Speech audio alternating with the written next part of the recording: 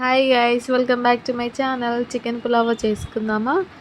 First అయితే అన్నీ cut చేసుకొని పెట్టుకున్నాను. నేనైతే చికెన్ కూడా వాష్ చేసి పెట్టుకున్నాను.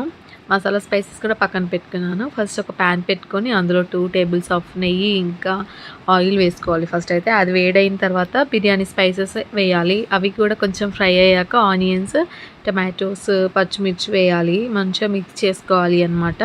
అందులోనే సరిపడా సాల్ట్ వేసి మంచిగా మిక్స్ చేయాలి. మంచిగా ఫ్రై అయ్యే వరకు ఉంచాలి అనమాట. ఫ్రై అయిన తర్వాత 1 టేబుల్ స్పూన్ ఆఫ్ అల్లం వెల్లుల్లి పేస్ట్ వేయాలి. అందులోనే పసుపు, పచ్చి వాసన పోయే వరకు మంచిగా మిక్స్ చేయాలి. ఆ తర్వాత చికెన్ వాష్ చేసుకుంది ఉంది కదా, అది అందులో వేసి మంచిగా మిక్స్ చేయాలి అనమాట. అందులోనే కొత్తిమీర కూడా వేయాలి. స్పైస్కి తగ్గేలా కారం వేసుకోవాలన్నమాట. నేనైతే 2 టేబుల్ స్పూన్స్ వేసాను అనమాట. నా స్పైస్కి సరిపోతుంది.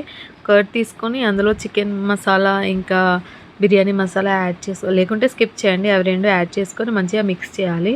మిక్స్ చేసిన తర్వాత ఇది ఆయిల్ పైకి వచ్చే వరకు ఫ్రై అయిన తర్వాత అందులో వేయాలన్నమాట. ఇది మనం మిక్స్ చేసుకుంది మంచిగా మిక్స్ చేయాలి.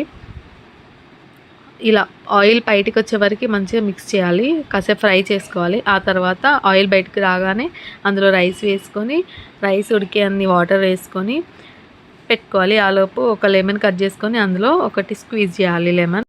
ఆఫ్టర్ 20 మినిట్స్ పులావ్ రెడీ అయిపోయింది. ప్లేట్లో పెట్టుకొని సర్వ్ చేసుకుంటే చాలా బాగుంటుంది.